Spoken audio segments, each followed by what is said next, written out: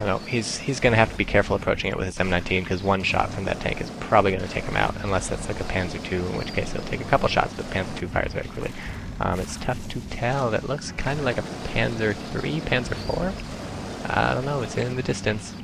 And we'll see how it works. Unfortunately, the M19 sees something and it starts shooting at it.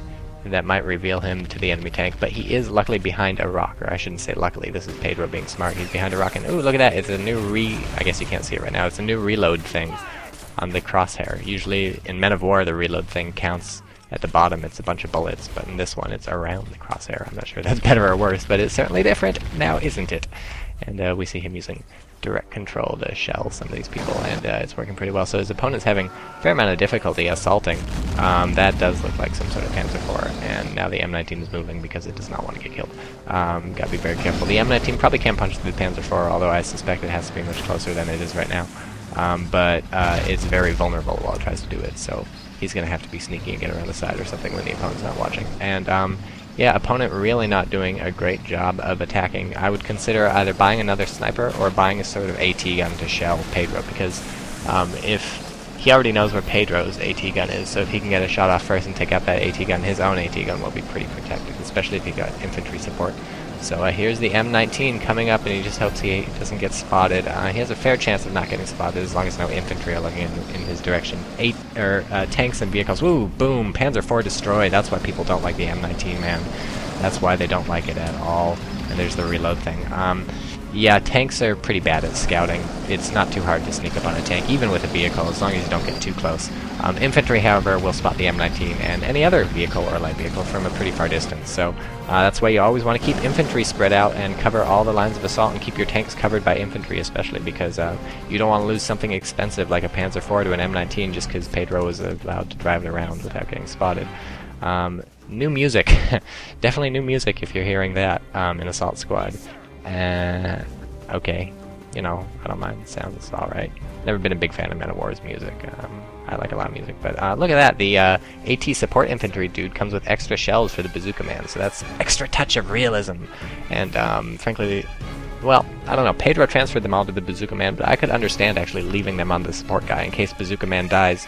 Support guy could pick up the bazooka from the ground and start firing back without having to take the ammo from his dead friends. So that's a choice you'll probably have to make. I would actually leave the ammo on the support guy, because Bazooka guy's got like 8 shells already, so 8 rockets already, sorry. So frankly, he's not going to get all 8 of those rockets off before he dies. So when he dies, I want my support guy ready to be able to come up, pick the bazooka up, and take it out. So that's really nice. I'm liking how the squads are set up so far, what I've seen. I'm not sure what the conscripts are good for, but I think I'll like the conscripts too, because if you've watched my series Worth Its Point Cost and Tank Crewmen, you'll know I love those tank crewmen because they are so cheap, and I like cheap things because I'm a Jew.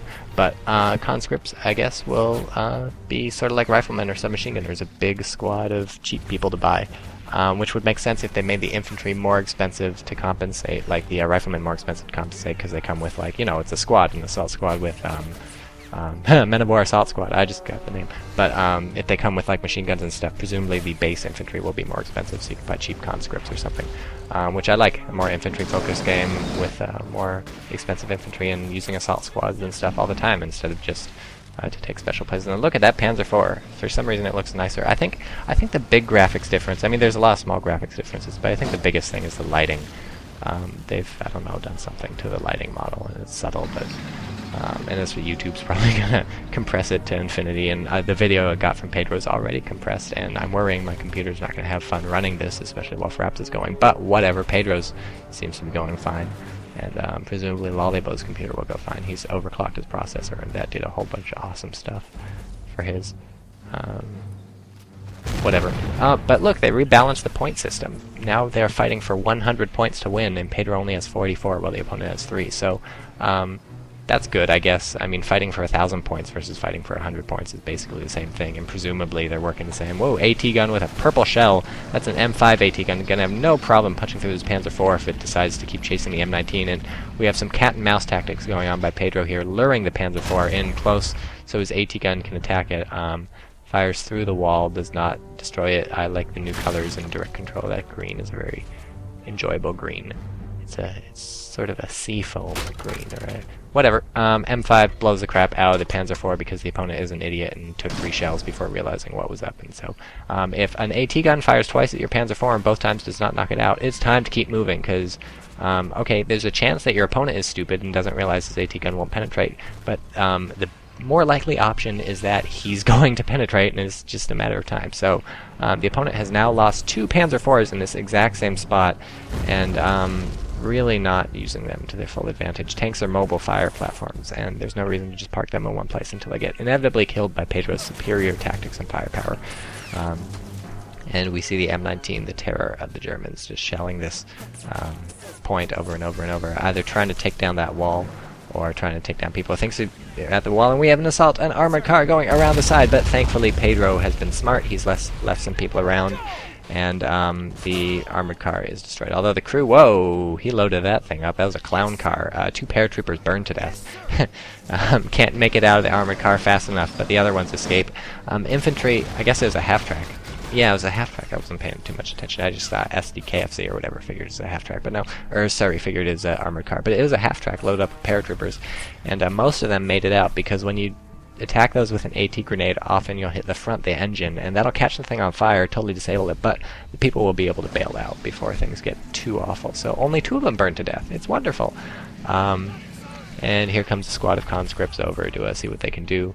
And thankfully they have M19 support, because otherwise they would just be cut to pieces by these paratroopers. Look at this brutal infantry combat. Good stuff. Charging across a field with no cover, and they get mowed down, so they immediately go prone, and let the M19 handle the paratroopers. And the M19, just a terror, can punch through all this cover. And not a lot of the paratroopers can do, but good flanking maneuver by the opponent, and a good job by Pedro being ready for it, taking it out with an AT grenade, and then reacting. And look, it's a Goliath. This is one of the hero units in Men of War Assault Squad. It's a radio-controlled bomb, basically. If you've played Company of Heroes, you may have seen it. The Germans put a bunch of explosives in this thing. It really was that large in real life, and it really did just drive around like that. And the idea was to drive it into something and explode it, and Pedro having difficulty hitting it because it's so freaking small. And whoa, that's not good. Engine destroyed. Do you think it's going to explode? I wonder if it's going to explode. I don't know. If the engine catches on fire, it'll probably blow up. But that thing is just packed to the gills with bombs. It's basically the German version of a UAV, or not a UAV. What's it called? What are we? Stinger missile? No. Cruise missile. Yes, it's a cruise missile, but instead of flying through the air, it just goes drives along the ground. So those are one of the hero units. I know people heard when Assault Squad was first announced, and they're like, we're going to have hero units. People were like, Jesus Christ, what are you doing? Hero units? What the hell? I don't play Men of War because I want, like, a orc shaman or something. Like, hero units are retarded. But it turns out hero units really ought to just be called weird units or something, or crazy units or cool units. Whoa, that's the Goliath right there. Look at that. Because they're not actually more powerful than individual units. They're not like Supermen, Ubermenches or something, anything like that, buying a supply truck to refuel his M19, or rearm his M19, but he's having trouble figuring out what ammo he's supposed to put in. So many shells, so little time.